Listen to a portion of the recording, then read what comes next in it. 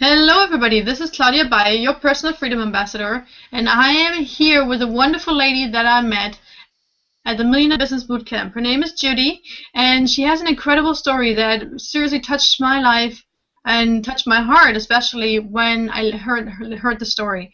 And there was a couple of questions coming up, so I decided to come and ask her to be interviewed, so you guys can also learn something from it. Hi, Judy. Hi, Claudia. How are you doing? I'm doing great.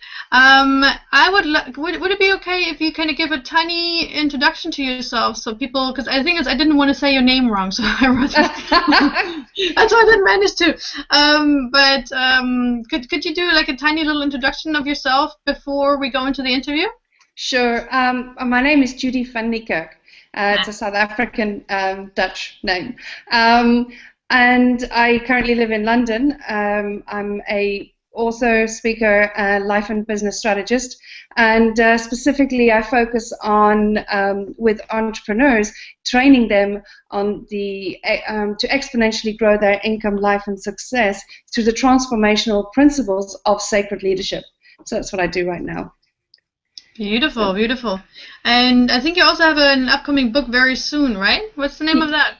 Yep, I have written a book, Against the Grain, with Brian Tracy, which is about how we in the experts industry, we are information industry, have thrived through the downturn in the economy. Now my next book coming out in the next few weeks is IVF, Birthing Your Entrepreneurial Success. And it essentially focuses on the phenomenal opportunities that exist today. I mean, today, more than any other time in the history of mankind, the economy is poised at such a powerful place that the opportunities that exist are just amazing. So that's basically what I focus that book on. Beautiful. Now, if I'm not very mistaken right now, you're actually originally from, was it Ireland? Yes, I'm originally from Ireland, yes. Yes. In my earlier previous life, and I have subsequently become a South African citizen. And I think it was I'm often asked what drew me to South Africa, and being overpowered for the first 20-odd years of my life, so hectically, I was drawn to a country that was being overpowered. So I connected with it so phenomenally. So wow. Yeah. But currently I live in London. So what brought you to London? They're having a lovely summer there, and we're having winter. Oh yeah, tell me about it. What brought you to London? My work. Actually I'm spending so much time in the States at the moment and people I'm connecting with and working with, and the research that I do, it is more focused this side than it is South Africa. But having said that, I still do a lot of work in South Africa, as you will know from my talk, in terms of social entrepreneurship. So I work with thousands of entrepreneurs from under-resourced areas in South Africa, and hopefully spreading through Africa, because I firmly believe that our economy is going to turn radically very soon as more and more under-resourced entrepreneurs come online. As you know, there are about 3 billion people coming online in the next 3 years. It's going to have a profound effect, more than we can comprehend. So I do a lot of work with those entrepreneurs and training them in terms of online and the opportunities that exist, global trading as opposed to micro. Very nice. Yeah. And how did your own story, which is a powerful story, how did your own story actually impact what you're doing today? Well, I think, as I said earlier, it's that my own story is that having been overpowered, is in essence imprisoned, physically imprisoned for so many years by my father, and raped, as well as being gang raped and beaten and shot and so on, and having been overpowered. So what I'm very passionate about now is empowering people. Because your purpose and your greatest mission and values in life are driven by your voids, and your voids are created as a child, and that was certainly for me. So what underpins everything I do now is I'm driven to empower people, and the single most powerful way to empower yourself is trusting yourself, loving yourself, and knowing that there's no earthly challenge you cannot overcome with the power that you've got inside of you. That's amazing. And during your talk, you were saying that you actually managed to forgive your father. No, actually, no, you didn't say forgive. You said Yeah. thank your father. Can you explain the difference between, in your how you see forgiving versus thanking? Okay, forgiving and thanking or being grateful for somebody or an experience are two very, very different things. I'm not a great fan, and it's not something I focus on in forgiving, because by forgiving, I'm saying, in my opinion, it is about saying to the other person, it's okay what you did, feel better, placating them, but you still are in pain. You are still feeling, and you are still not balancing that experience for yourself. You're still lopsided, you're still charged, you're still in pain, you're still hurting, whatever it is. But that you have made that other person feel okay. That, in my opinion, is the wrong way around. It is not your job to make somebody else feel okay, it's your job to make you feel okay.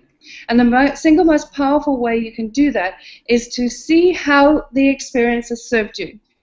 And you can give me any experience, nobody can give me an experience that I will not help them to find how it has served them and where they have benefited from. And once you are able to identify how it has served you, what have you been suppressing? What have you not been acknowledging about yourself? What have you been denying? How have you brought that into your life? And how has it served you? How has your life changed radically as a result? And when you get to that point, you cannot help but have gratitude. It's a result of doing that. It's the output of seeing the balance, seeing it in perspective, shifting your perception. That is the sense of gratitude for that person is a shift in perception. Now that person will feel your gratitude, make no mistakes about it, but it doesn't say you can do it again. It shifts the dynamic, the behavioral dynamic between you and that person completely. And that person will never be able to overpower you again because you have empowered yourself from inside of yourself. Beautiful. So, and how did you come up with this particular definition? Who inspired you to think like that? well, I found myself acting like that for so many years because when I did eventually escape from my father, and the irony is, I'll just take a few steps back. When I was living in that, what one would typically call hell environment, I had a tremendous amount of peace in myself, and I had a tremendous amount of self-belief and love for myself because I had nobody else in my environment. There was no one else. So I learned to draw on myself tremendously. But then when I did escape, I began to socialize. I began to be socialized. I began to absorb the social norms, and that is looking outside of yourself constantly for everything, for appreciation, for respect, for love, for everything. And although my life on the outside was perfect, I had so much going for me and I achieved so much, but in those years I was in hell more than in years where I was incarcerated, so to speak. And as Dr. John Demartini says, one of my favorite quotes, I'd rather have the whole world against me than my own soul. And that's exactly what I was experiencing. My own soul was against me. So, and when I got the opportunity to go and see my father, because obviously I did report him many years later and he went to prison, and the case was held out of camera because I wanted to, it's not something, it wasn't a revenge I wanted, it just felt I intuitively did it. It felt like the right thing to do. And I felt that by having it quiet and anonymous, what good is it going to do? It's not going to do anyone any good. So I had it held out of camera, created huge media interest because it had never been done before. And the output of that was that the reporting incidents of incest and rape went up 75%. But aside from that, I got the opportunity to be told by the police when he was incarcerated that he was dying and he had cancer and he was moved to a hospice. So I had the opportunity to go and see him. I don't know why at the time. If you'd have asked me why, I'd have said I have no idea. I couldn't explain it, but I just knew I needed to go to him and tell him that I don't necessarily agree with everything he's done, but I love him and I'm grateful to him because I wouldn't want to change anything because I have been given a phenomenal gift. And as a result, I'm a very powerful woman. I live the life that I couldn't imagine a better life, and I mean that. I'm not a billionaire. I make good money and I live a very, very comfortable life. I often say where I live, I've only got one step up, and that's Buckingham Palace. I live on the river by the Tower Bridge. I mean, it is a superb place. I'm really grateful for everything that I have in my life. A phenomenal relationship with my soulmate. So and also more than that, a sense that there is nothing I cannot achieve. Nothing. And it's within me, and that's a result of the experiences in the life I had as a youngster, as a teenager, as a young adult. And it was only a number of years when I did that, everyone around me was completely confused, didn't understand it. I got a tremendous amount of peace with that. And it was only years later when I started studying and researching human behavior, and great people like Debbie Ford, John Demartini, and also Greg Braden, and the work that's been done in quantum physics. Did I start understanding more about human behavior and why that was so important to me. So very much based on, I acted out of intuition, but now I have a language for it and understand why I did it and why it is healthy for us, no matter what it is that we experience. No matter what it is, it could be something as small as the train's not operating and you need to get to a meeting. It could be something major like your partner's had an affair. It could be something that you lost a job or lost money in a business deal. There is nothing that hasn't got an equilibrating balance to it. And it's about finding that balance, because if you're reacting to it, you're acting outside of yourself. And if you're acting outside of yourself, you are losing intuition, inspiration, and as I say, you're giving power to that act, to that experience, and essentially it's like drinking a cup of poison. So why would you want to do that? One question is, I think there's a lot of people out there that have something that they feel is so daunting that they don't know what to do anymore, and I think like you've been where we really felt powerless during those 20 years, right? Yeah. The thing is, where did you take the resources to actually feel, yes, there is a way out? Because I know quite a few people that feel like everything, they can't rely on anybody anymore. They can't find a solution, and because they can't find a solution, they're absolutely distraught. For them, it's a catastrophe, and they don't know what to focus on. They don't know where to bring, and they at the same time they're actually also fighting with their partner.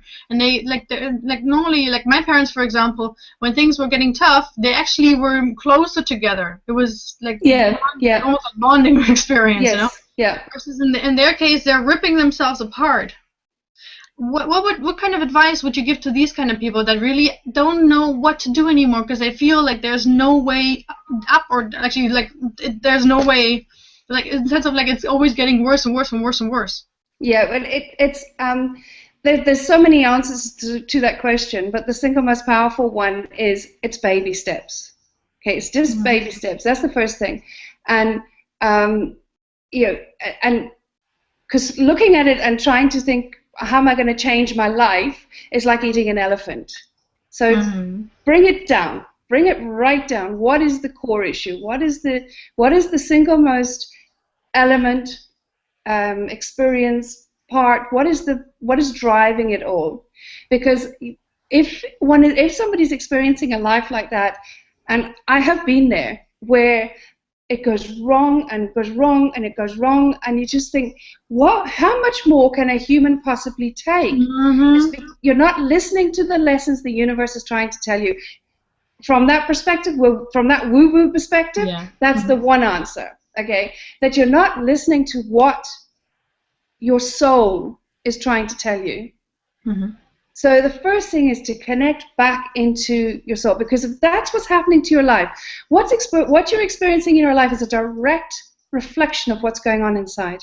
And if there's anger, if there's rejection, if there's hate even, if there's fury, if there's fraud, whatever it is that's going on around you is a direct reflection of what you are inside, or what is going on inside, not what you are, what's going on inside. It's like the universe mirrors you. So it's like healing your emotions would be the first step? Learning to love yourself would be the first step. Now, one of the single most powerful ways in my opinion, and I'm saying this because it took me through 20 years of hell, what one would call hell, was quiet time. Take a few minutes in amongst the chaos, in amongst the hell. Take a few minutes, quiet time, calm the mind. And one of the things I used to do is I used to look into a mirror. I would at times I would have bruises and cuts, and I would have he knocked my teeth out and ripped my mouth, and sometimes it's hard, but look into the mirror. I would look into the mirror, but beyond my physical appearance, and look deep into my eyes, look beyond my eyes, look deeper into, almost like if you can imagine reaching down into your solar plexus, into your gut, and connecting with who that is. Start by doing that. Forget about the freckles, the pimples, the whatever, the big nose, the little nose, the big ears, whatever. Forget about all of that. Beyond that, deeper than that, and connect with that, and stay connected with that. And just listen to what you have to say. And just do that every day. And sometimes people find it very hard to get beyond the eyes, but keep practicing. As I said, it's baby steps. I could look into my eyes in those years for hours, well, not hours, I get bored, but 10, 15, 20 minutes, and not be distracted with our normal beta brain activity. I'd be so connected, but it will take time to get to there. So just for 1 or 2 minutes, 3 minutes, 5 minutes, because when you do that, you go so deep into yourself that the ego doesn't get involved. You don't think, oh, I must phone so and so. I've got to pay the bill. How am I going to pay the rent, or whatever it is? Because you are so grounded and connected to your core, to your higher self, to the truth, to what really matters. And you start building that sense of self-love. You start then getting to know yourself authentically, and then you start living your life, not other people's lives, other people's agenda. So that quiet time and taking time out, one of the things that I just cannot understand when I see on the tubes when everyone's rushing wildly to work in the morning, headphones on with music blaring, free newspapers full of negative media pushing junk on Facebook, on all this barrage of outside agendas into your brain before your day has even started. Is it any wonder by the time you go to bed you are shattered? So elect and select what comes into your life, and control what happens inside of your life, inside of you. What do you see as, let's say, 2 to 3 questions that people should ask themselves to make themselves feel better in such a situation where they can't focus on anything, where it just feels like everything is falling apart? Well, the single most powerful question is, what do I want? What is it that I want? What inspires me? Go back to childhood. Go back to your childhood. What were your talents? What were your passions? What did you love? What did you used to do that hours would fly by before you would even realize that time had passed? What was it? Connect back to those moments of inspiration. What form did it take? And what form can it take now? So it's, what do I want? What do I love to do? And start spending time with doing that. One of the other very important things that I find to calm your mind, because when you've got a calm mind, you get moments of inspiration. That's when you're most creative. And those moments of inspiration and those moments of creativity are the answers to how you are going to get through what you need to get through right now and to move you forward. And one of the most important things to do is to put yourself in an environment that inspires you. So whether that is being by water, for me it's being by water. That's why I live on the River Thames. I have to, whether it's the sea or a river, I have to be by water. That's where I get my calmness and my inspiration. Mm-hmm. For some people, it's architecture. It's been amongst phenomenal architecture. Other people, it's listening to phenomenal music, classical music, good quality classical music. Other people, it's mountains. But put yourself into an environment, it's a forest, that inspires you. And do that, commit to doing that as frequently as you can. And in that environment, calm the mind. And reflect, and it's just simple baby steps, nurturing yourself. Because very beautiful. no one else can do it for you. Nobody. You can only do it for yourself. I could say to you, contact me, I'll help you, or contact this person, that one, and I will profoundly shift your life. But you can also do it yourself. Very nice. I think it couldn't have been more well said. What is that English phrase? I don't know. I think you know what I mean. Yeah, I know what you mean. Thank you. Beautiful. Judy, how can people get in touch with you? Well, I have a website. It's my name, www.judyvanniekerk.com, or it's judy@judyvanniekerk.com. Beautiful. So. I will put that in the video description, so okay. We'll be able to get a hold of you. Beautiful. Thanks so much. You cleared up a lot of things for me, and I think a lot of people out there will be able to maybe see their life from a different perspective and see, actually, people just do it. Yes. Don't just say maybe or try. I'm going to try to do this. Actually, just do it. Yeah. And I think that just select one or two things you can do each day that are empowering. Select one or two things that you do each day that are disempowering. So to do an extra one or two things each day that empower you, and then stop one or two things that disempower you. So whether that is, maybe stop, if you get totally absorbed by outside media, stop reading the newspapers, or have only one glass of wine, or watch an hour less television, whatever it is. But as much as it is important to do something that's empowering, stop a behavior that you feel is disempowering you. That is beautiful. Thank you so much, Judy. Okay, everybody out there, do what she said. Couldn't put it in any easier terms.